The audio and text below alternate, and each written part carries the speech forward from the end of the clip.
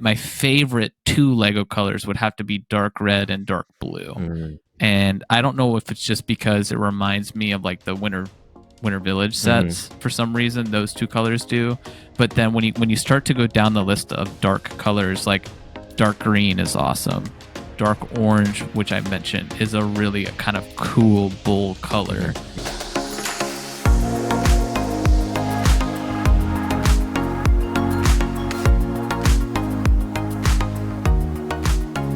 Hello, bricks, chicks, and minifigures. You are listening to AFOLs Welcome, where we talk about all things Lego from the perspective of two adult collectors. We are your co-hosts, West and Grinch. Today, we will be talking about Lego colors. But before we get into our main topic, Grinch, do we have any exciting Lego news for the audience? Exciting Lego news. We always have exciting Lego news. Does the sun come up in the morning? I mean, I feel like so much happens with Lego. First up, Fortnite Brickhead, Santa delivery truck gift with purchase, limited edition Batman 85th anniversary Brickhead, Lego Wednesday sets finally revealed like a couple weeks before they're actually going to come out, and then a Lego Ideas Build from the Heart contest was announced. West, anything caught your eye? Well, as somebody who collects the holiday sets, the Santa's delivery truck was definitely exciting to see as a gift with purchase, although I am not always a huge fan of those gift with purchases or kind of subsets because this theme is very sort of underdefined, in my opinion. Obviously, we have the one set every year, but like, do all of those subsets that kind of come out all count as the holiday theme, or what? But I guess the Winter Village set is really the one that I'm most excited for. What about you, Grinch? And I want to correct you here. I actually believe the Santa's delivery truck is not a gift with purchase. Okay. I think I said that, didn't I? It's a regular Lego set. It's a $20 Lego set. I think I assumed. That's releasing October 1st. Okay. Maybe then we're just around the corner from the official reveal of the Winter Village set. It usually is around this time. Mm-hmm. It is, and we know what it is, but I think we're trying to cover less leaks on here, and so listen to our other episodes if you want to find out, or stay tuned. Yeah. Grinch, what stood out for you? So you remember my qualms, if you would, with the limited edition Batman, or the 8-in-1 Batman. Yeah. And I can't tell if it's just sold so poorly that they're kind of like giving it away with the gift with purchase, but trying to add some pizzazz to it. So they revealed or announced this limited edition Batman 85th anniversary set, which is literally just the 8-in-1, which if you want a good laugh, you should go to Lego's website and look at the reviews, because if you thought I was being harsh, but essentially it's the same set as the 8-in-1 figure. It's got a different number because the packaging is different. So it's got like 85 years of Batman and a little, essentially like fancier box and a poster of each one, or like a pull out. It looks like a octofold, a little leaflet that comes with it to kind of celebrate the 85 years. So a little interesting.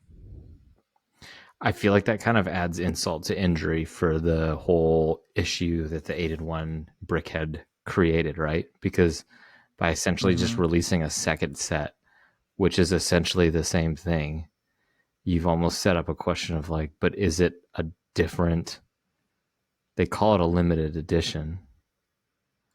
So like, you now have a whole nother set you have to go buy if you're collecting them. I know. Could you imagine if you bought 8 of these so that you could display all 8 Batman? And which by the way, I meant to tell you, I was really kind of upset with this set, and then I was reading some of the reviews, and if it's a brick piece with printing on it, they print it on the front and the back. So where we were talking about like, well, maybe you can get 4 or 3 depending on the number of pieces, you can't. They print it on both sides of the brick. So in some cases, if you need the print, you have to flip it around.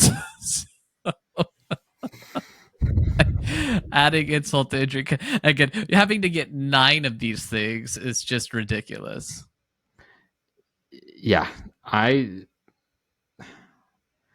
we've talked about sort of the demise of Lego DC, and I don't feel I feel bad for fans of DC, but at the same Hmm. time, it's DC's fault, and I think Lego is just doing their best to make with what they've got. But until DC decides to pony up and actually continue to produce worthwhile content, Lego's just going to make what it makes. So, yeah, I don't know where to put the Right. blame, but it does feel a little silly for Lego to effectively be repackaging the same set as an 85th edition anniversary set and making it Hmm. ostensibly maybe even more rare than the original one with all of the same problems of the original one. Right. Right. Did you see the Lego Wednesday reveal? I didn't see them. Grinch, what did you see on there? And does it look like they'd be worthwhile? Like, what caught your eye? It what really caught my eyes. We already knew that they were going to be mini dolls. Mm-hmm. The set itself is funny because it actually looks not similar to one of those idea sets that we looked at last week, but I think it's based off a similar area of the show, and that's all fine. I mean, it looks good. There's a really nice printed stained glass piece in it. It's just a regular transparent kind of dish, but it's got a stained glass sort of design on it. And then, of course, there's another like they're not they're not the big Hermione and Harry buildable figures that we got in the past, but they're kind of this like mid-scale buildable figure that they did for Wicked. They've got one of those here too. So that's one set, and then the other set is the I think dorm or something like that. I'm not like a huge I don't know a lot about the I don't know a lot about the IP, but it's I guess it's called Enid's dorm room. So anybody who watches Wednesday probably knows what that is. But looks like some good pieces, and then it's just kind of the interesting stylistic choice with that kind of mid buildable figure. So actually, I am looking at the pictures. Is it just the figure in the dorm, or what was? Is that what we're expecting? That's it. Yeah, that I believe that's all. I think there was 4 Wicked sets if I remember off the top of my head correctly, and then 2 Wednesday sets. Yeah, I do like the dorm. It looks it's done in sort of a style of like a haunted house roof, but I do like kind Mm-hmm. of the decoration and the sculpting on the outside, and it looks like there's a new gargoyle piece that they've included, or maybe it's not new, but Oh yeah, good call. so that's kind of sharp. And then you I see, think that is new. Yeah. yeah, there's those spirals that they've been using for elevators recently, and then Mm-hmm. for the flue channels or the chimneys in the Harry Potter series that they're using to kind of great effect as like almost a column or a decoration on this dorm room. So, no, I think that one looks kind of fun. I would kind of chalk that one up to just kind of a nice part pack and build for, a roof to like a modular or something if somebody was interested in it. I think that could be a really nice way to kind of incorporate this set. Mm-hmm. Good call on those gargoyles. Yeah, that's a cool piece too. And for those that can't find the picture or don't see it, they are almost similar to the nano, not the micro, but the nano scale figures that they did a while ago. It's kind of the same size of that with wings and obviously a different shape, but if you can imagine that sort of similar size for the actual figure and then wings on it, Hmm. that's exactly what these are. It looks kind And of like yeah, that's the weird butt cool little dog from piece. Shang-Chi a little bit. Yeah, a little bit. With It kind of looks like their monkey mold, to be honest, hmm like the new monkey, like the head does. hmm hmm it looks like there's four of them. So I think that's a nice Hmm. little. I think that would be really cool if someone was wanting to build like a their own sort of haunted thing, or expand on that. I think this actually would be a really nice kind of parts pack for that. Yeah, Yeah, it's good time for Halloween. Absolutely. Well, Grinch, is there anything else kind of news from the week that stood out to you? The only other thing is the Lego Ideas Build from the Heart contest announced. So it's a Valentine's Day theme contest, and I believe you have to get your submission in before October 12th or 15th. 15th, my notes say. So yeah, you got to get it in before the 15th, and you can't make it flower based, which probably makes sense because they don't want to fit the botanicals. But more information on this can be found on Lego Ideas. This looks pretty interesting. I've never actually done any of these kind of contest, maximum of 1,000 pieces. West, I know you're busy. You know I'm busy. If you had to submit something, what would you submit for the build from your heart? Maybe we can inspire one of our listeners to submit something. That's a tough one. I think you could do a few things, right? One of the ones that kind of came to mind almost immediately is I have always appreciated the Valentine's Day joke of somebody creating like a either to scale or a sort of cartoon version of a human heart instead of like the Valentine's Day heart, Mm-hmm. and using that as like the symbol, um, which is sort of morbid a little bit, I guess. Maybe not necessarily morbid, but um, it kind of keeps With along. atrium pumping action. So like You gotta have the play feature. a buildable heart. It's sort of literally, Mm-hmm. taking that challenge literally. Um, yeah, I don't know. There was that Lego. I Yeah. think a Lego scrapbook would be kind of cool. Okay. Where if you could make, like they've done so many books, but like make it so that it actually unfolds, and then the idea is you can put photos in it. I think that'd be interesting.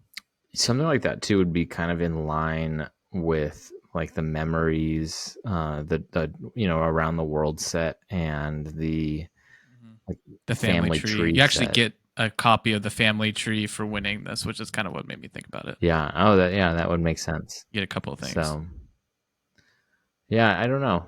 Maybe like what about buildable those heart shaped candies that have the sayings on them? You could make a few of them, Mm-hmm. and they could be almost like ornaments or something, or like kind of larger desk pieces.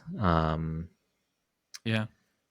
Valentine's Day is tough, right? Because usually there's clearly the symbology, right? There's flowers, there's chocolates, there's gifts. We all have traditions. My wife and I, we get pizza and scotch. That's our Valentine's Day tradition. And so, but the cards, the chocolates, the flowers, other than the botanicals, it's kind of hard to replicate those. Like, and who would want to give somebody Lego chocolates, Mm-hmm. right? Like, I mean, built out of Lego, right? Like They don't that's, taste as good as the real yeah. The thing, right? ideas version of that is it's a bad idea. I'll just say that. Um, But it's executed yeah, well. I really like your suggestion of the wrapper. Um, no, I think that's a tough one. I don't know if there's a good answer for that Mm, because the symbology there is sort of tough to replicate, right? So, right. yeah, yeah, it's an interesting question. What do you think of these ideas challenges that are sort of seasonal like this? I've never really felt super compelled to participate or, even think about it beyond like the surface level conversation we're having right now. Mm-hmm. Well, sometimes they do like smaller scale challenges, but this one is to become an official set. Like I think normally when they've done these in the past, it's just a gift with purchase. Mm-hmm.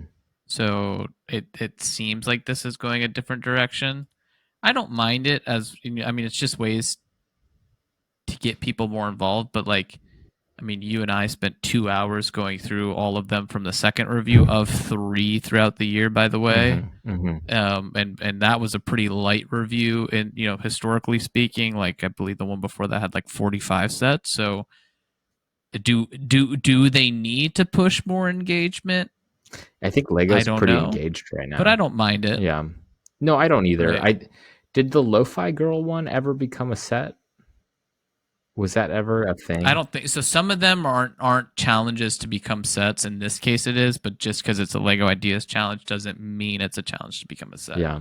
And I would totally get the Lo-Fi Girl set because I've literally been listening to Lo-Fi Girl all week. Yeah, no, I Shout out to Lo-Fi definitely a Girl. fan. All right. So, Grinch, any final thoughts on the news before we move on to our main topic? That's all I had. Today's topic.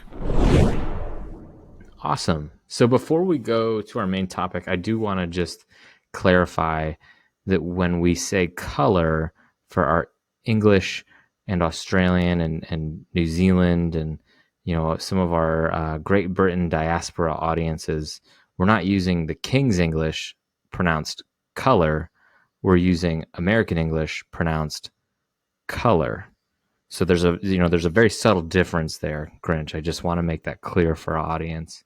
We are in fact using the American version of color for anyone going forward. I don't know what you are talking about. This is America. See what I did there? Yes. Because the you. Yeah, that's clever. Um, anyways, Grinch, this week the main topic I wanted to discuss is the history of Lego color. And the inspiration for this episode for me was actually an article that came out in the Washington Post a few months ago. It's linked on our bio on our Instagram site. So for any listeners, you can go to AFOLs Welcome at Instagram and click on our link in bio where you'll see some of our references for this episode. And it's a really great read about just the history of Lego color. The author, Katy Perry, no relation, Not actually that Katy Perry. used she interviewed some folks over at Brickset and Bricklink to kind of feed into her article. So definitely well informed and was definitely a fun read. But before we talk about that too, I want to just talk about color in general because as I was diving into the theme of color, I started to realize that there's a little bit more there. And some of the other YouTube channels and commentators who I think are well respected in the community, people like Brick Vault, will sometimes comment on color choices and palettes. Uh, Tips and Bricks has done a lot of really great articles, not only on color, but on monochromatic building. So using sort of one color, how they have those kind of cube builds that some people do. They've also commented on color blindness in Lego, and then some of the use of uh, ethnically, ethnic diversity and sort of some of the skin tones that you see too. So I would recommend any listener who wants to kind of explore this any further to go check out some of those posts on Tips and Bricks and just go and search color theory online. There's lots of great YouTube videos about it. I did link to references as well to our link in bio. But really, I will oh say yeah, go the ahead. Washington Post article that you referenced has a lot of it's got a really cool feature about a quarter of the way through the actual article that shows you like it's like a scrolling feature where you can scroll through it and it's like here's the colors that were introduced back in 1950 and Mm-hmm. then here are the colors that were introduced after that and then as you scroll down it's like in 1999 these colors came about here's the and it's all the same image. It's just whatever colors are illuminated or represented by the heading, which I thought was cool. Yeah, And then I did want to say oh yeah. too, yeah, there was a Lego Masters Australia contestant in season 4 who was actually colorblind, and I had never really thought. I mean, I work with people who are colorblind, but I never really thought about that in terms of building Lego. And she said she was like, I know this one's red, and I know this one's green, so if it's somewhere in between this, I know it's more green. If it's somewhere in between this, I know it's more red. And I was like, oh, okay. So she uses reference pieces to kind of help her. And what's interesting too, right, with something like color blindness is it varies. There's different degrees of color blindness, and Mm-hmm. there are different colors that some people can and cannot see. I think a lot of people sometimes sort of incorrectly assume that just means you see the world in black and white, and really, it's a lot more nuanced than that. And it means, in reality, what it is certain hues are more perceptible than others. So, like you said, they kind of blend into each other a little Right. bit. And so sometimes you see a lot of reds and greens, but sort of things in between don't quite look like that. The best kind of example is like if you ever put on those lenses of those glasses that have like a red filter on them and you're kind of looking through the world in like a red light. And so everything kind of looks like a Mm-hmm. different tint or shade of red. That's kind of what colorblindness looks like, although obviously it's a lot more complex. And I definitely feel like I'm doing it a little injustice. So, Grinch, before we get started with that, I just wanted to kind of challenge you a little bit with some color theory knowledge, Mm-hmm. and kind of set Oh, the bring it on. tone for our discussion today. But uh, what I will share first is if we use the term color or hue, we will probably be using those interchangeably tonight. Doesn't necessarily the distinction between the two is kind of tough, and you'll see when people write about color theory that they usually use them uh, interchangeably. But technically, white, black, and gray are colors, and then hues are the Mm-hmm. purest form of what we would call, also a color that happens sort of in between that, right? So yellow, blue, red are hues. And then from there, we get into some different variations on them. So, Grinch, off the top of your head, what does it mean if you tint a color? It's like a lighter or darker version of that same color without changing the actual base color. Sort of. So, tinting actually is the color plus white. So, the Okay. reference Oh, hue, and then shading is the color plus dark. black, yep. And then tone is the color plus gray. Yeah. And so using Okay. tint, shade, and tone, you can get into different variations of the color. So if we were going to talk about like Mm-hmm. dark green in Lego, right? You're taking your base hue of green, you're adding black to that, you're shading it, and you're getting into a dark green. And so you can sort of see how something like a Bob Ross video with this information starts to make sense as you see him mix colors with different Mm-hmm. variations. One of the ones that's always really weird, I think he mixes, I forget how he does it. It's either like dark blue or black or something where he mixes two colors and you're like, those don't go together to make black. And it does. And it's just, you're like, what? It's always kind of Mm-hmm. fun to watch him do that. So yeah, if you ever are kind of interested Well, in seeing a practical application of that, Bob Ross is a great example of color theory. mm-hmm. And the color, the science of color is black is the presence of all colors and white is the absence of colors, right? That's why white on your, was it 256 scale? What's the scale? I forget that the total number is 000 and black is 256, 256, 256 because it's either all color or no And you're color. referencing that from the perspective of like Or is it the photography, are you not? correct? Yeah, from like a pixel Yeah. I, on like a I'm not computer. entirely Mm-hmm. sure, but that kind of makes sense from that scale. Remember, too, when you see a color, what you're seeing is light reflected in that wavelength. All of the rest of the light is being absorbed by that material. So when you see the color orange, for example, you're just seeing orange light reflected to you, which sounds really weird, but go and shut off the light one night, like in your bedroom, and try to pick between an orange shirt and a green shirt, and you're going to have a lot of difficulty because there's not a lot of light, so you can't Mm-hmm. distinguish between the two objects. It's just kind of fascinating, and certainly starts to hurt your, maybe not hurt your head, but you know, um, It starts to illuminate your there you world. go. I will correct myself really quick. Yeah, 255, 255, 255 is white. 000 is black. yeah. Remember too when we were scuba diving and we went, deep enough, red starts to disappear and it starts to look like green. And so if you were to Right. like cut yourself or, Because there's less light. yeah, and that's even like 60 feet deep underwater. Like red doesn't look red Mm-hmm. underwater unless you're like right near the surface. And yeah, exactly. It's because light is getting slowly filtered out. And so red as you recall, is the first hue to sort of disappear underwater, which is why you see, And that's because the wavelength is shorter, right? I believe so. Yeah. God, we're getting real Dude, sciencey. there we go. Yeah. Who would have thought? Not me.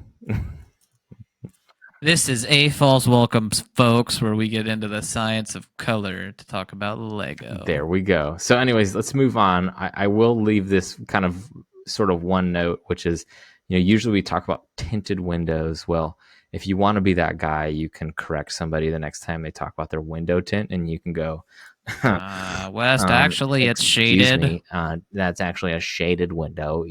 If you were to tint it, you would be making it more clear, which you can't really do.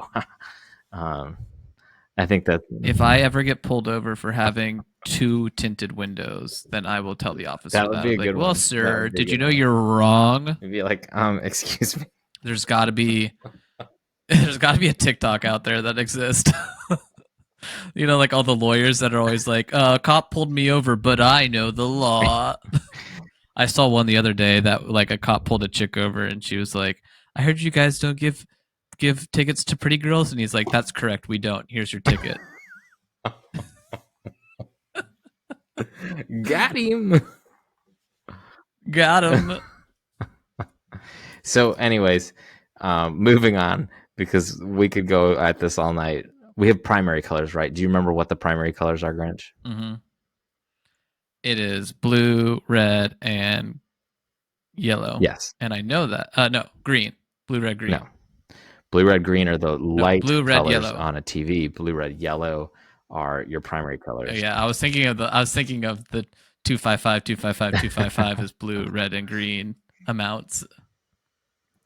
But so then we also have secondary colors, right? And that's what happens when you interact those two colors. So yellow and blue make green, blue and red make purple, yellow and red make orange, right? And so that kind of starts to flesh out our color wheel a little bit more.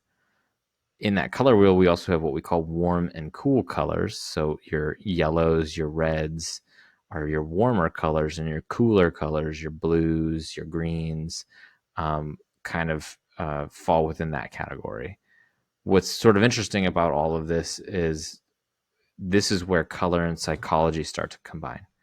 And so what we find is actually when we talk about color, you can pick colors. If you pick colors that are like next to each other in the color wheel, they're complementary, right? And so you could pick, like, for example, red, and you pick orange, red, and purple, and those three colors are complementary to each other and could be like the basis of a combination. But there's other combinations you can make. You can go across the color wheel. There's triadic combinations, right? So picking three combinations. So, for example, if you combined yellow, blue, and red, those are. Complementary colors are across the wheel. Did I say complementary is in side to side? I apologize. I'm not looking I at my thought so, color yeah. theory guide that I posted. So, um, anyways, so there's different variations of color, and you can kind of pick and choose those. And so, like I said, triadic are the three of them. You have the side by side. That is analogous colors, right? And then you have opposites, so they're complementary if they're opposite. And so those are colors that just kind of work well together, and that's kind of the best explanation for it, is that they're complementary. And so you'll notice if you start to pick up with like Lego sets that Lego tries to use those type of theories to sort of build out their sets. So when you have a set like the Milano, for example, that's blue and orange, well, blue and orange are complementary to each other. And so it makes sense that with like white and blue and orange, for example, that looks really good. That kind of works for us. Really contrasted. Mm-hmm. Yeah. Yep, they're contrasted in that kind of makes sense. And then if you look at things like I said, triadic colors, right? So they're equally spaced around the wheel, and that kind of makes sense for us. It creates visual harmony, but it also creates great contrast. And so what I think we start to notice too, when you start to look at like Lego sets, for example, is that they usually pick 2 to 3 colors to be sort of primary colors, and then they might have one or two colors as sort of an accent color, right? And so I think it kind of creates that sense of visual harmony. And one of the examples I'm thinking of off the top of my head is the modular barbershop, right? Where you have this nice blue and light Hmm. blue. Those are analogous colors. And then you have kind of the blue, and the Highlander was done in, well, the actual detective's office. Wasn't that done in like a dark red, if I'm not mistaken, or a dark brown? No, it's the medium nougat Medium or nougat. the Yeah. um. I think that's medium nougat. Yeah. And that kind of, in that sense, that's almost complementary, right? Because that's almost an orangish Hmm. color with some of those lighter or tinted blues. And so that kind of all tracks in the large scheme of things. I think you'll start to notice this a lot more when you look through things, especially when Lego wants to take a color and make it stand out. And so the last little bit here, Sticking with the modulars, yeah, the Jazz Club is a great example of the base of it is that really vibrant azure blue, and then the top of it's the dark red, and then the right side is the bright yellow. hmm, Right, so it all there's it's really three distinct parts. and that really is on its own, forms a very triadic relationship with color theory. The Hmm. last thing I just want to kind of end with is kind of a discussion about color psychology and the emotions that we get out of color, right? And so we already kind of talked about how you have warm and cool colors, and those, can kind of affect your mood or your approach to something. So when you see something cooler like blues and purples and greens, right? It kind of calms you down.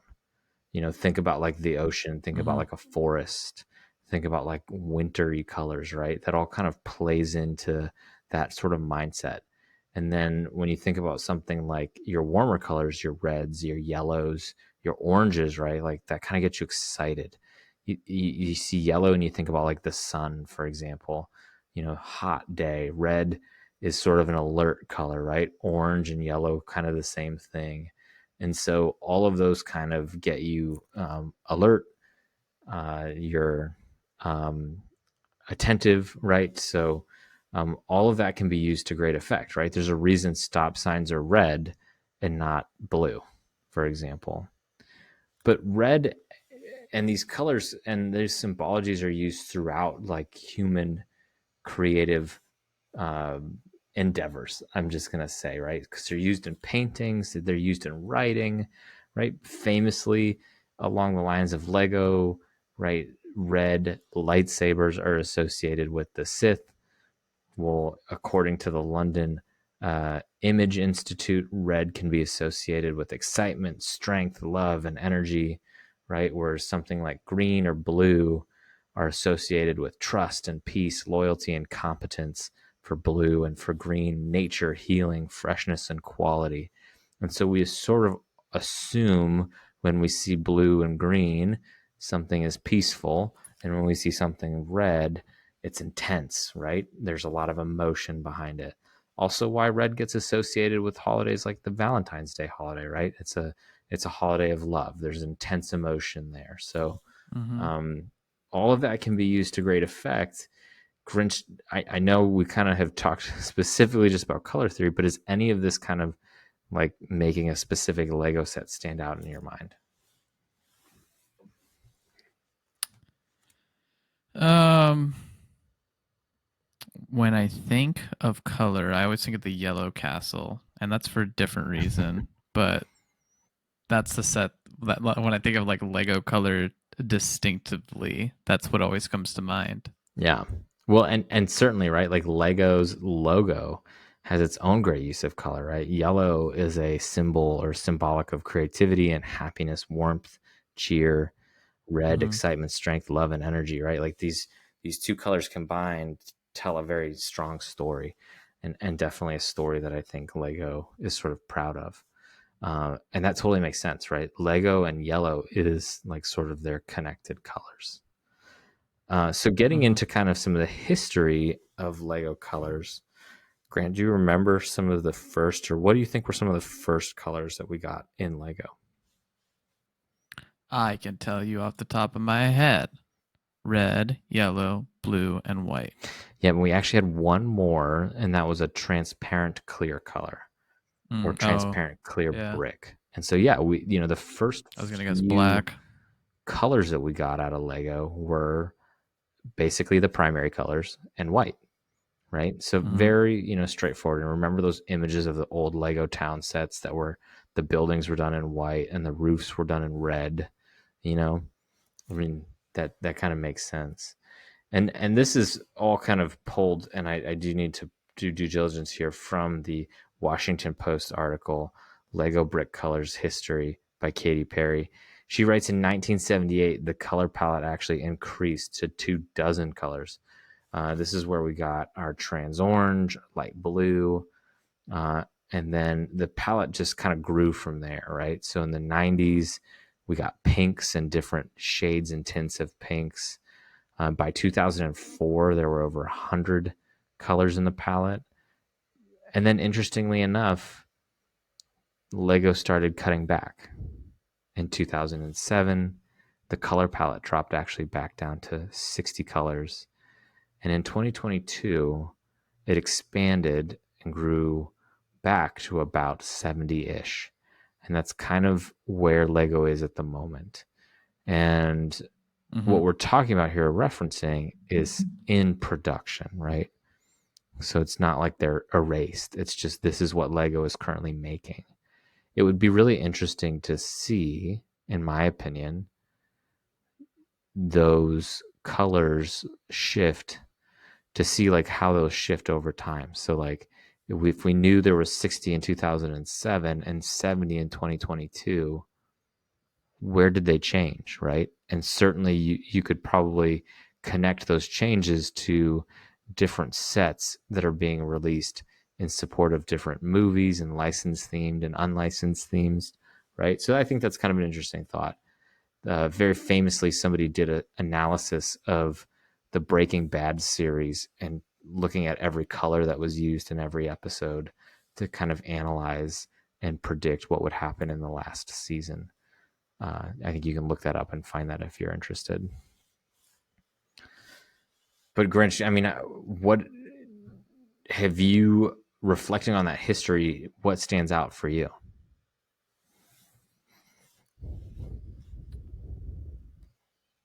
I think it's interesting that they reduced, colors over time. I think, it's you think of the Lego color palette and you think of like some there's so many colors, but yet sometimes there's not enough, and then you don't even start to get into understanding like the distribution of color in Mm-hmm. Lego, right? I think that's more important. Of like, well, I was working on a mock, and the new pale color worked perfect for what I was working on, but there's not a ton of pale bricks yet and plates. Like that's primarily been a minifigure color, Mm-hmm. and they're starting to venture more into the bricks and plates, but they really don't exist yet. So sometimes too, just because it exists as a color doesn't necessarily mean that it's in, you know, all the bajillion pieces, right? Mm-hmm. And I think, to be specific, a Lego piece is a Lego piece, right? There's a part type, etc. But a Lego color is a Lego color. A Lego piece or part plus a Lego color is what's known as an element. So when Mm-hmm. you're talking about a Lego element, you're down to the specific part and the specific color. And just because that color exists doesn't mean it exists in every single element either. So Yeah. that kind of adds to the overall complexity of the conversation too. It's hard to go, and sometimes, especially too, when you're kind of sitting in between like a transitional year, if you have a older model, I think about my Lego Santa Fe sets and I motorized them with the new powered up functions. And to do that, I needed the uh, overhang assembly of the wheel arches, and they weren't made in light gray. They only were made in light bluish gray, and they look really similar, but they're not quite the same. but I can't get them Mm-hmm. in one. That element or that element is not available in light gray, right? So sometimes you find yourself stuck a little bit in those transitional periods. Other times it's just like you said, just not something that's currently in production, but you can go back and get it, right? I mean, I think the modulars do a Right. really great job of sort of famously reintroducing colors sometimes that have been out of circulation. Or, as you and I have both experienced with the brick bank, they have a color that wasn't in wide circulation and has now finally been Or the green reintroduced. grocer, Yep. ironically, both sand green. Yeah. Yeah. And interesting too, there's some that they just don't like. Lego, it seems like, is not willing to revisit. Sand red famously is one that like you just don't see any modern sand red. R.I.P. And I don't think we ever really Yeah. will. So And then there was sand purple, mhm. or sand. Yeah, it's called sand, which is why Zam Wesell is so kind of famous. She's like one of the only minifigures in sand purple. Yeah, and that There was only ever 20 pieces produced in that color. when you have a color like that that's really limited, it does create scarcity in an environment where you would not otherwise expect it, right? I think Right. going back again to those Santa Fe sets, those fluted bricks on the 1x2s that are done in the pearl silver only came out in, I believe, 4 sets, and they came out in the largest quantity in the Santa Fe sets. And so if you were to try to, for example, part them out and build them today, you're paying a lot for those fluted pieces because the stockpile of them is not that big, right? Right. So it's just, like I said, we could talk about this and go on for hours about sort of examples of where Lego has this sort of limited capacity where, one piece or one element costs maybe 10 cents, and in another color, that element costs $1.10 because it's just so much rarer. Mm-hmm. But so, anyways, one of the things that this article in the Washington Post points out is that, when you look at some of these themes, especially some classic themes for Lego, you start to see some, not necessarily patterns, but you see sort of dominant colors. So, Katie writes that in the space theme, you see a lot of gray, blue, and white. And thinking back to some of the original space themes, that totally makes sense, right? For city, it's white, black, and red. And then for castle, Grinch, what do you think is the predominant color that stands out? Probably gray, darker colors, And red or blue. no, actually, so it's yellow, black, and gray were the predominant colors from the castle theme. Like back in the day or right now? Oh, in the Yes, beginning. yes. Sorry, I didn't caveat that. You would have gotten it right Oh, away. Grinch, famously, do you yeah. remember why Lego made their castles yellow versus gray? We've talked about it on this podcast, and it was just because they didn't actually even have gray at the time. Yes, and I believe the HBO documentary about Lego also writes or states that it was because they didn't want builders to make like weapons and warfare builds. They were like, let's stick with Mm-hmm. yellow. They didn't want people to make tanks. So they were kind of concerned with Lego. That ship has way since sailed, but Kind of. If it's fantasy, if it's okay. yes. Well, I was joking today in the office about that because I was like, Lego likes to, they like to say like, well, we're not going to make weapons of war, we're not going to do that. But if there's, for example, Nazis in the Indiana Jones franchise, we have no issues making Lego Nazi minifigures. German That's right. soldiers, That's right. German I soldiers, stand corrected. please. German soldier number I one, see. I German see. soldier number two, The hair German splitting soldier there number three, does German feel. Oh, pilot. oh, that's fair. That's fair. I stand corrected, Grinch. So that article was a great read. I encourage our listeners, if you're interested in Lego colors, to give that a look. She takes you, kind of chronicles you through the history. Grinch, I think you said you got a kick out of it as well. But I did do some of my own research, and I started looking up some of the most common and least common mini or colors. Grinch, what do you think are the most common Lego colors? Are we talking about as far as piece count goes, or are we talking about like in the most number of sets? Are we talking about Great most question. produced number of pieces? These figures, I believe, are the number of pieces in made in this color. Okay, because there's like a bajillion Lego pieces. Holy. It's got to be white and black. Have to be 1 and 2. I Yep. don't know which one's So white and which, black are your but most 1 and 2. common. Uh, and then can you guess the third one? I would think the third one's gray, but when you start to think about gray, like there's there's 4 really popular grays, and I think that probably splits the palette a little bit more than you'd think. Mm-hmm. My guess would be, I guess my guess would still be gray. It's actually red. So Mm. white was made Well, I into, guess it's been around forever. yeah, Yeah. 15,000 parts starting in 1949 and continuing to 2024. Black has been made into Mm-hmm. almost 13,000 parts. Uh, it's in more sets, 13,000 sets. White's only been included into about 11,500 sets.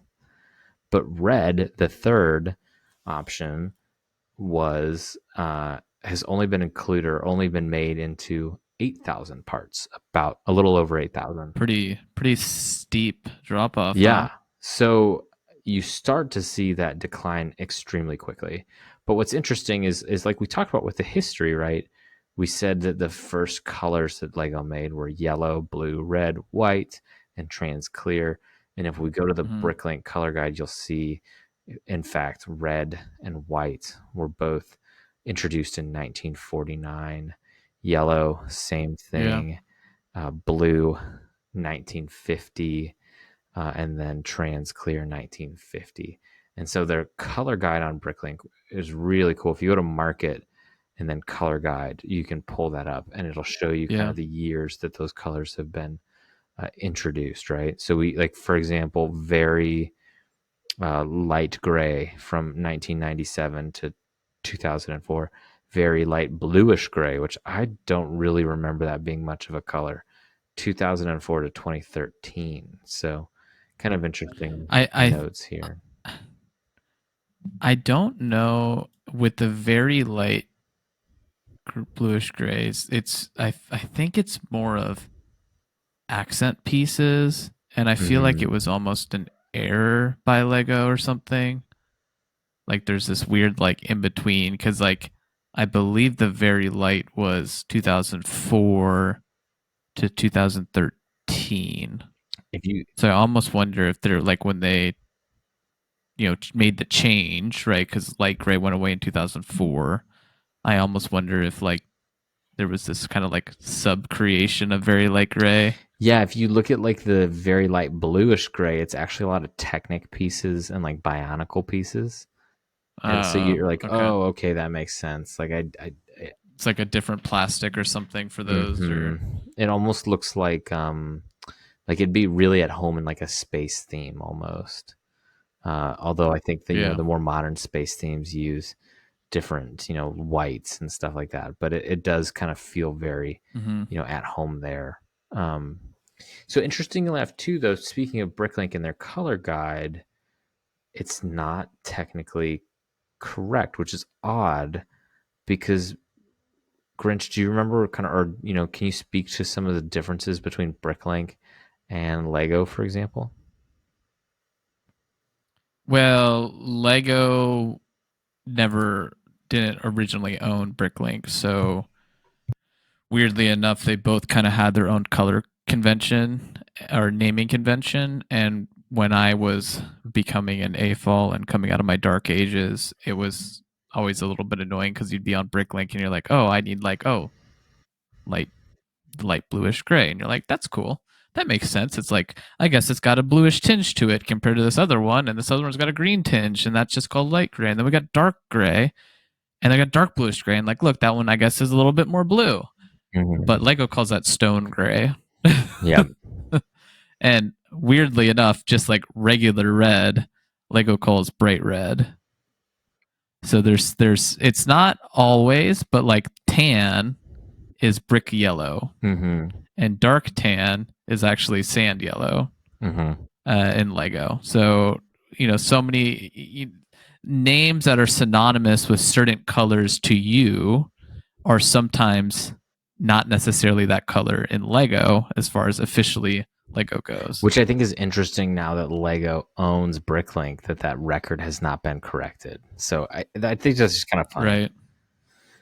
Right. But going through here, and I'm not going to quiz you on this one, Grinch, because these are some odd cases, but I did find 4 colors that only have one occurrence, an instance of being used. So in this case, they're exclusive to the element itself, and they are in no particular order: umber, light pink, light lilac, and glitter trans orange. And those colors have only been used once. Some of them a lot more modern. Some of them are actually extremely old. I wouldn't say extremely old. They're younger than Mm-hmm. I am. But they came out kind of right at the peak of Lego colors. God, we're old. Yeah. So, for example, light lilac came out in 2004, light pink Mm-hmm. 2007. The glitter trans orange actually was a newer color introduced in the DC CMF series, and umber was actually just released this year as a shade of a minifigure shade introduced in a Friends theme for one of the minifigure dolls. And so it added a new kind of facial tinting or shading, rather, to use the correct word, Mm-hmm. for minifigures. So it's a variation or a play on brown and dark brown. So it looks almost a little bit darker than dark tan or light brown, but it's Mm-hmm. lighter than something like dark brown, for example. Yeah, and they're famously too. Certain themes kind of got their own colors. So like, there's kind of a couple of like quote unquote Fabuland colors Mm-hmm. out there. There's also Scala introduced some like random kind of more vibrant colors, like salmon was a Scala color, and Scala was a little bit of more of like a Barbie competitor from back in the day. Mm-hmm. So but it still had some like interlocking pieces sort of thing, but like a lot of more big kind of custom pieces. But interestingly enough, some modern pieces are available in this, salmon color because they came in Scala, like an antenna or something like that. The total number of pieces produced in that color is pretty limited, but it's just kind of interesting when you start to, again, when we talk about how a piece can be rare because it's not produced often, and a piece can be rare because it's maybe the piece is produced a lot, but it's not, that element in that specific color isn't produced a lot. And I think the perfect example of this is a fairly common piece, which is the horizontal plate with the clip on it. Mm-hmm. And reddish brown, they're like $5 a clip. And it's a very common piece. It's just it only ever came You're in talking about the the one like by one rocket and modified Groot brickhead. with the clip. The one by one modified plate with a horizontal clip, not the vertical clip. Yeah. The horizontal I clip remember like is like $5 a the pop. light bluish gray antenna and mast piece was like the little lever piece was really rare too before the new UCS um, Star Destroyer was released. Although that one's a weird one because I feel like Mm-hmm. you could just combine other ones to make it. So maybe a bad example. Yeah. And I think we're going to talk about rare Lego pieces at some point. I'd like to probably focus more on like the examples like I just mentioned, where you've got a fairly common piece, but it's available in a color that is maybe uncommon or was Hmm. only in one set. Hmm. Versus, because there's so many just random one-off pieces, right? Yeah, that's a hard. But I think I think that would that be a tough topic to dive into because I just like where do you stop? You know what I mean? is when time runs up. When we can no longer talk about Lego, our wives are both when standing in the when the corner. Uber driver tells us to get out of the Yeah. car, yeah, Excuse me, gentlemen, you need to leave. he's like, okay, sir, Yeah. I'm gonna actually pay you to get out. So let's real quick talk about some retired colors, and I think there's some very obvious ones that come to mind, right? But we have gray and dark gray are two colors that have since retired. I don't think those are ever coming back. But as we've seen with Lego, like they will reintroduce colors when it makes sense for them. It's kind of a take a penny, leave a penny situation. They kind of temporarily retire one color and they bring another one back, especially if it kind of fits their Mm-hmm. builds and themes that year. But like I said, I don't think we're going to get gray and dark gray back. That's just a change in. I mean, I wouldn't call it even tint or shading so much as it's them effectively, like they say in the name, adding a kind of bluish hue into the gray color to kind of give it just that very light bluish kind of look. But I do, with some certainty, feel like we're not going to get chrome back as well for some various Yeah, that's reasons. always a shame because yeah, I wish that they. I know it's because the chrome, like, there's no way to good way to apply it, because and then the chrome chips off of it. Yeah, But I think the flaky what an flakiness of untapped chrome is the potential, problem. right? Yeah.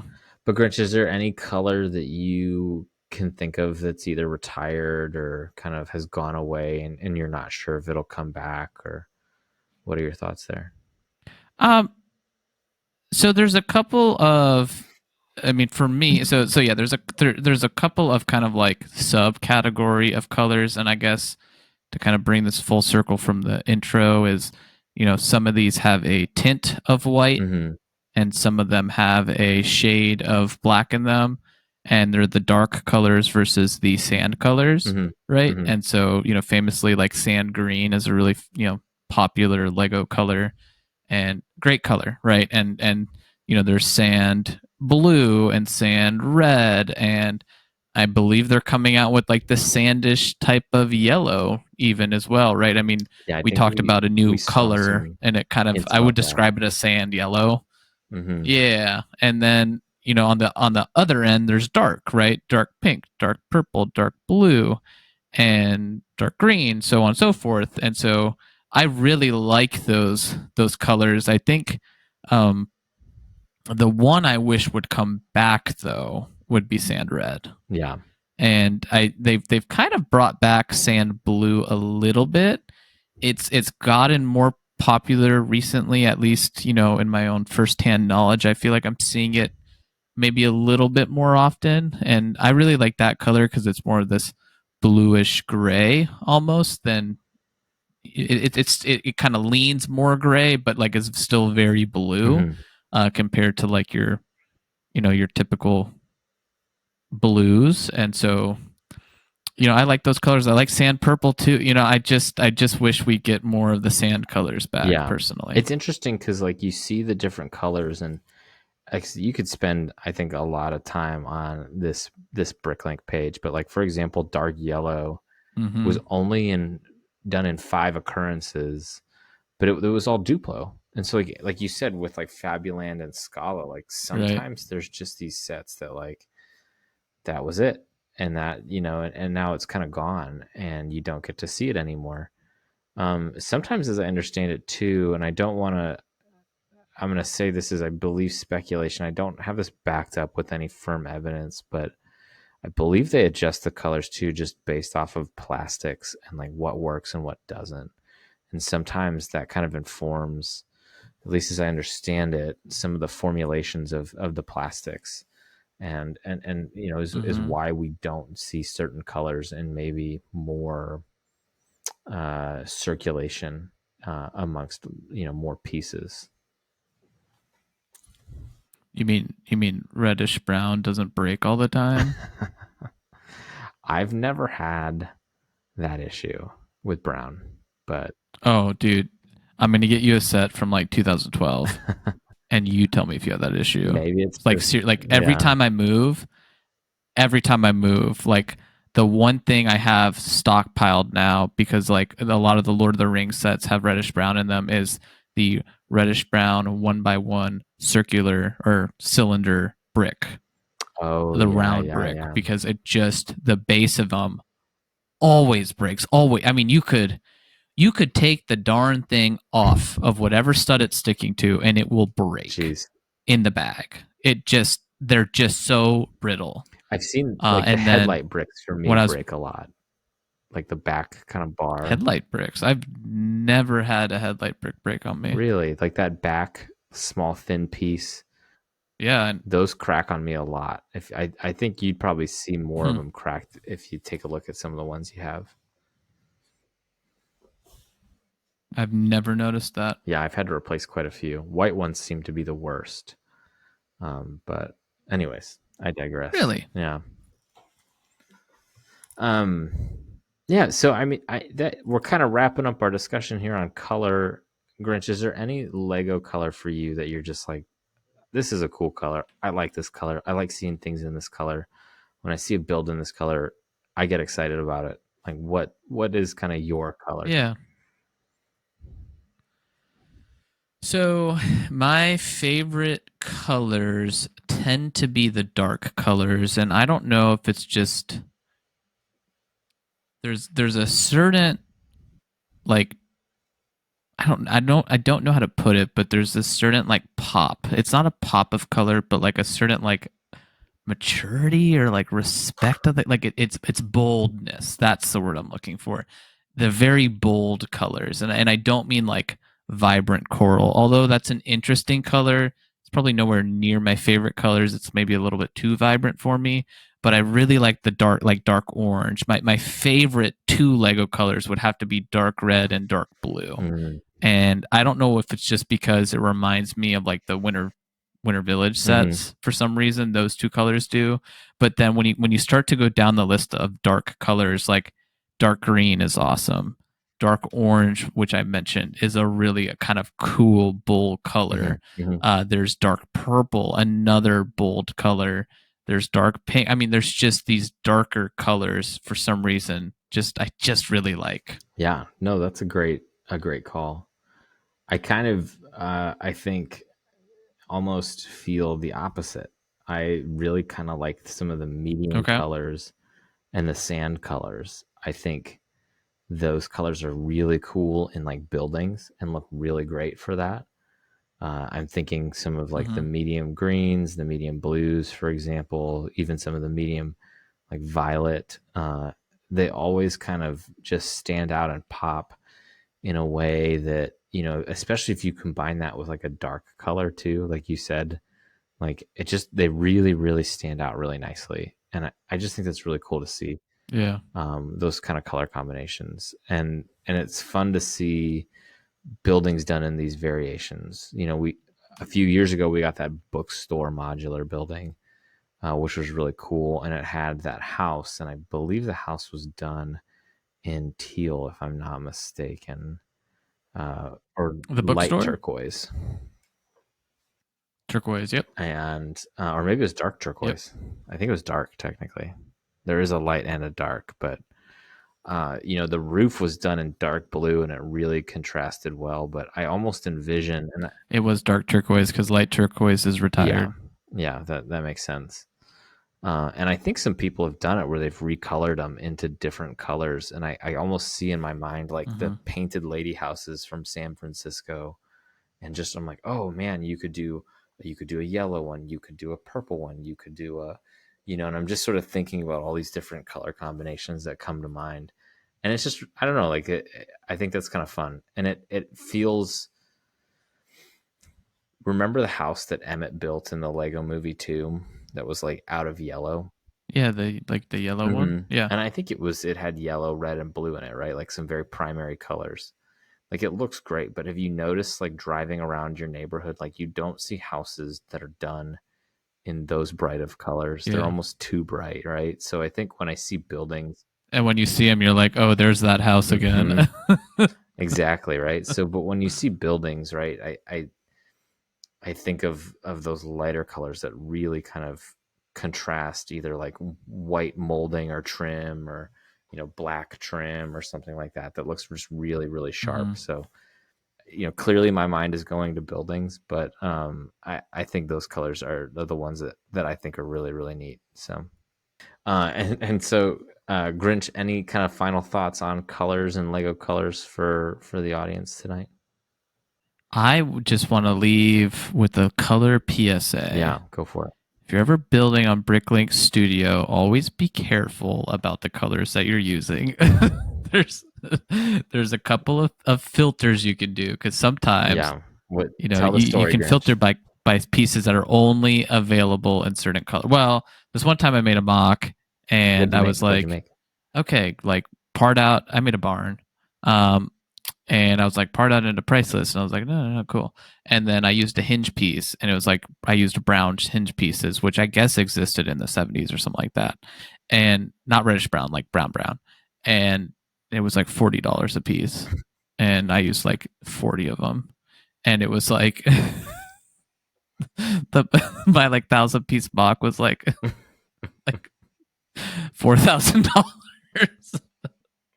So I was like, Oof. Break oops. the bank a little bit. So there's a couple things you could do. Yeah, there's a couple of things you could do on Bricklink Studio where you can actually filter by pieces that are only available in certain colors. So like if you click on a color, it'll be like, here's your gray pieces, here's your light, dark gray pieces.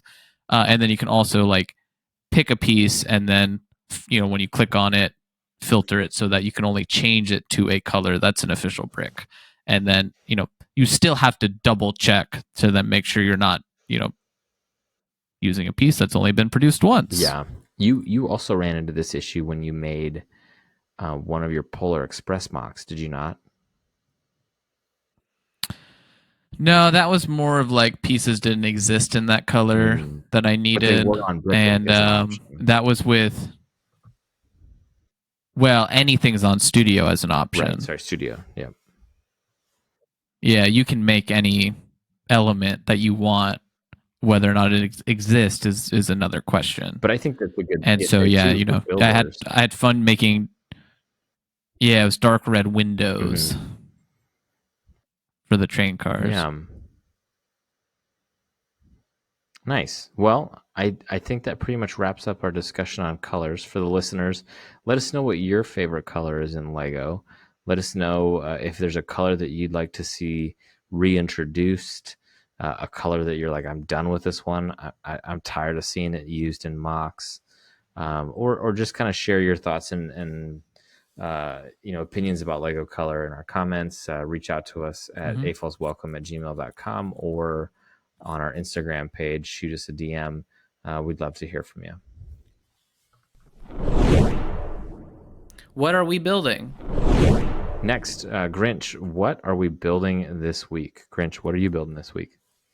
Well, I finished all of my shelves for my display room. I did not finish Bardur. I didn't even do any progress on it. Built a couple of brickheads. Built the iron spider brickhead and the potted Groot because I just wanted to do a small Lego Yeah. set. But yeah, I've got. I actually built a lot of furniture this weekend, so that was fun. Um, got my wife a makeup vanity as a little pregnancy present, and then I did built all the shelves for my Lego room. So I was working on those. Those are done. So there should be, well, this episode's coming out on Monday, so there should be a display part 3 video coming soon, probably at the end of this week Nice. for my Lego display. And then from a Lego perspective, I actually also watched Lego Ninjago movie, which I've seen Oh, I before, haven't seen it. Is it and good? it was funny. It's actually, I think I don't know. I think it's better than the Lego Batman movie. That was I have good. only seen the Lego Batman movie once. It's been a while Yeah. ago, and I think it might solely be like a perception thing because I had bad expectations going into the Lego Ninjago movie because I feel like they were coming out with so many Lego movies, and then all of a sudden they did Batman and then Ninjago, and then like the appetite kind of died. It felt like, and then a few years later they did Lego Movie 2, Mm-hmm. and haven't really done much since. So I was like expecting it to be bad, and then it's a comedy, and if you're not in the mood to watch a comedy that's just kind of slapstick silly, Yeah. you're gonna kind of be turned off by it, right? So the first time I watched it, I was not in the mood to watch it. And I was like, this is kind of dumb, and I ended up turning it off. And then I got Ninjago City last year, and I ended up watching it while I was building it, and I was like, okay, this is really actually pretty good. I need to sit down and rewatch it, and I did, and I've just been rewatching again. It's good. It's actually it's more similar to the first Lego movie than it is the Lego Batman movie. I feel like there's maybe some similar tropes, so maybe that's where people had some issues. But it is actually available right now on Freevee if anybody has an Amazon Prime a subscription and wants to watch it. Nice. Well, I have not had an opportunity to build anything this week. It's been a busy week, which is unfortunate. I don't know. I guess I need to think on something to. Well, we have the Home Alone house that I know we want to start building, myself and Mrs. West. But we need to get unpacked first in our house. So I think that's going to be our carrot to get the house unpacked so that we can start building the Home Alone house in time for the winter holiday. So nothing yet. There you go. Yeah, but that's okay. Grinch, moving That is on. okay. Oh, I All right. also Yeah, what you got? I also worked on my upcoming Lego Ideas project. Oh, any spoilers? So that was fun. No. Yeah, no, because I don't know how much longer it's gonna be until I come out with it. But all I'll say is I was working on some roofing. I was working on some roofing. We're gonna call it roofing, because that's not a word. And I was working on some trees. Okay. And I got the interior totally done. And all I'll say is I was making some hay, and actual like some hay that was falling from the top floor, essentially, right? The second floor of a building that's red. And I used the grill pieces to kind of signify kind of like the shredded hay, the hay kind of coming apart from like the blocks. And then of course I used the block hay piece. And then I used a piece of hair to signify a clump of hay. Oh, I like that. And like a circular kind of clump of hay. So I was like, ooh, I kind of was like, ooh, nice part usage there. Yeah. But because I've seen Lego use them as like plants, and I was like, oh, this would be perfect for some hay. So it's just a tan kind of piece, and it's hard to tell exactly how it looks because it's in studio. But as long as the render's okay, I think it'll be fine, So no, I think that's creative. And again, right, like we talked about with Lego Ideas in the past, like you just have to sort of convey the intent and then let the Lego designers figure it out from there. Really, you just have to convey the intent to the people who are going to vote for it. So right. Well, okay, I'll spoil it because I'm pretty much done. And you pretty much I kind of just I need to light a little bit of a fire under my ass to like get it done because I've been working on it for a while. It's a winter barn. Wait, what? A barn? You're working on a barn? What? So the garage door pieces, that's just a 1x2 brick with the little slit in the middle of it so that the garage door can go up and down. So I used those in dark red. Again, one of my favorite colors, for the sides to kind of give it like this texture, paneled look. Yeah, and then I really was trying to go and get it off stud. So the base of it, and I was trying to make it's a winter scene. There's a windmill on the side and then a couple trees to kind of like unsharpen or dull the corners a little bit of the actual build, kind of hide the corner a little bit so it feels a little bit more, asymmetrical, a little bit more Yeah, curvy. kind of like they did with And the A-frame. so maybe a little bit. I so many people talk about that set, and I'm not like super familiar with it, to be honest. I never built it. Um, but the trees are a little bit thicker. They're more like evergreen pine trees, Yeah. just to give it a little bit of softness on the sides, and also because I was trying to build it off stud. So what I did is if you can imagine using those old wing wedge pieces that we, like the airplane wing piece, I used like 3 of those going from one end to another. So it tapers down on one side. It's like 16 studs. Maybe it's a little bit longer than that. It might be 20 studs deep. And on the other side, it's like 12 studs deep. So if you can picture a little bit of a more like trapezoid type of build of a base, elongated trapezoid. But then I made those curved pieces so that it just has some nice curves to it. And I built the barn as a cutaway, but the barn is off. It's about 30 degrees on an angle from that angle, so it looks like it's on an even sharper angle because the left end of the barn kind of comes to a point with the left end of the actual terrain base. So it just kind of gets smaller the further left you go, and it kind of makes it like this nice cutaway. So it was really difficult to design. Like the roof, for example, uses wedge pieces because, the further away from the top point of the building, the bigger the roof is, right? So I was just trying to go with like interesting shapes. Perspective.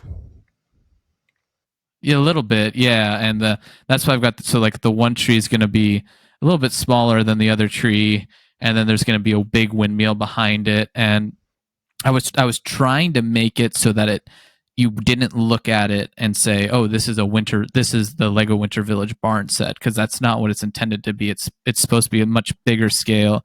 It's just one of my favorite scenes is just seeing like a snow covered barn and just seeing the really kind of contrast of that dark red color or like the green and tan color that some barns are covered in snow, and kind of it's just kind of calming and majestic for me. So I was trying to capture that essence in the build more so than making a quote unquote like Winter Village barn. And that was my very long explanation. It'll be fun to see I can show it to you after this. Yeah, it'll be fun to see the pictures when they're ready. I will plug it shamelessly on here. Moving on to Brick Mail this week.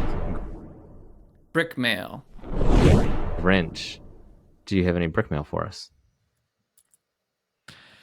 We have 3 brick mails, and they're all from the same person. This is, I assume, you'll have to let me know if we're right here, but it's from a YouTube commenter named Monkizmo, all one word, Monkizmo, and they commented on 3 separate episodes. My guess is they're newer because on the first episode, talking about collection fatigue, they said, "Hey, my Lego gap was from about 1974 until 2024." So I'm guessing you just got back into Lego and maybe you had kids or something. They went off to school and you're like, "I need a hobby." That's just my guess. Sorry if I'm wrong. You said 74 to now. 2024. That's so 50 years. So your Lego gap is about 20 years older than I am. So awesome. Glad to have you back in the hobby. I bet it feels a little bit different than it did back in 1974 is my guess. Yeah. I don't want to like overly make a lot of like light over that, but like it's a large gap, and a lot has changed, my friend. So welcome. Yeah, seriously, like comment. I'll reply on the comment like, what was your first take on like what's changed since 1974? Were you kind of always aware of it, or like is building just a whole different experience? Yeah, maybe we need to reach out and get like a little bit of a soundbite or something from them to kind of talk on that, because that would be fascinating. Yeah. And then they also said on the top 5 Lego sets episode 9, Can't believe we're already on episode 26. But they said Rivendell and Mos Eisley's Cantina are the two big sets that make me think dumb thoughts. And I would argue that, and I think smart thoughts, because this is a safe place, my friend. Yeah, safe place. We are Lego fans, so yes, smart thoughts. I have Rivendell, so that makes me an idiot. Yeah, if those are dumb thoughts, then I am an idiot. Should Lego make more adult themes? That's episode 18. They commented Tron, more Dune, Fifth Element, Blade Runner, Oof. Biltmore House, Battlestar Galactica, and Matrix. So they've got a list. There was a Tron set, by the way, Yeah, from Lego Ideas a few years ago. Well, gosh, that was like 2015. 6 years ago now. 2018. Yeah. Or 19. But yeah, it was earlier. Dang. Yeah, Blade Runner would be cool. There's a couple of if you go to there's you can just search it on the internet. There's a couple of really good and well done mocks for quite a few of these that you listed here. So if you're into kind of like custom building, the only challenge with some of those instruction sets are that they are it's not Lego's quality control. So sometimes those sets can be a little bit more fragile, or they can be a little bit harder to make because they use kind of some wacko, quote unquote illegal building techniques that don't exist, in Lego's perspective for a reason. But that I would encourage you to go check out some of those mocks that you can build yourself. Yeah. Well, Grinch, any final thoughts for our audience tonight? That's all I had. All right. And that is a wrap of another episode of AFOLs Welcome. If you've enjoyed this podcast, please subscribe and leave us a review on Spotify, Apple Podcasts, YouTube, or wherever you are listening to this show. If you'd like to write to the podcast, please email us at afolswelcome@gmail.com or follow us on Instagram at afolswelcome. Thanks for listening, and we will catch you on the next one. Peace out.